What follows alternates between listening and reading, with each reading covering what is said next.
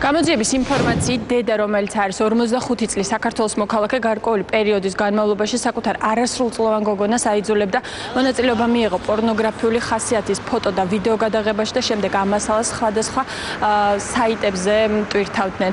გამოძიების ინფორმაციით დაკავებულ დედას თანამზრახველი ყავდა ისრაელის მოქალაქე, რომელიც ისრაელის სპეცსამსახურებმა ასევე დააკავეს და გამოძიების ინფორმაციით დაკავებული მამაკაცი წარსულში არის ყაჩაღობისა და საჯელახსულების დაწესებულებებიდან გაქცევის მცდელობისთვის ნასამართლები.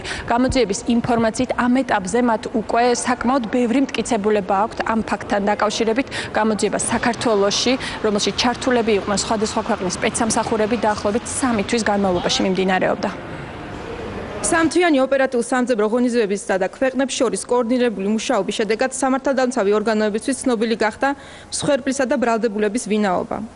გამოძიებამ დაადგინა, რომ მსხვერპლი არის საქართველოს მოქალაქე, 11 წლის მცირეწლოვანი გოგონა, რომელსაც 2 წლის განმავლობაში აიძულებდა დედა მონაწილეობა მიეღო პორნოგრაფიული სურათების და ვიდეოფირების გადაღებაში.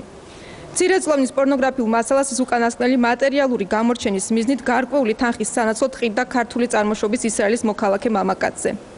აღნიშნული პიროვნება არაერთხელ იმყოფებოდა საქართველოში და თანამზრახველ დედასთან ერთად მონაწილეობდა ფოტომასალების დამზადებაში.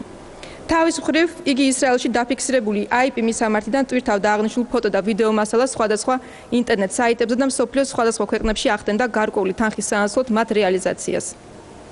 სისხლის სამართლის საქმესთან დაკავშირებით შეგროვდა უამრავი მტკიცებულება, რამაც უტყუარი გახადა დედისა და მისი თანამონაწილის ბრალეულობა.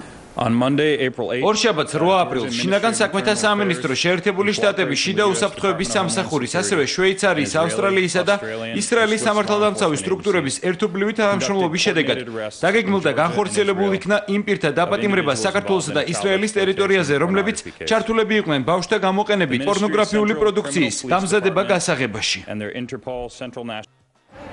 დაზარალებული 11 წლის გოგონა შინაგან საქმეთა სამინისტროს ინფორმაციით ამ დროისთვის გადაყვანილია ტრაფიკინგის მსხვერპლთა დაცვის თავშესაფარში, სადაც მისი რესოციალიზაციის მიზნით გამოცდილი ფსიქოლოგები utარებენ სპეციალურ სარეაბილიტაციო კურსს. როგორც შინაგან საქმეთა სამინისტროში განმარტეს, გოგონას მდგომარეობა ამ დროისთვის არის საკმაოდ მძიმე. რაც შეეხება დედას, ის იმყოფება წინასწარი დაკავების იზოლატორში, მას ბრალი წარდგენილი აქვს ტრაფიკინგის მუხლით, რა დამტკიცების შემთხვევაში 8-დან 12 წლამდე თავისუფლების აღკვეთას ითვალისწინებს.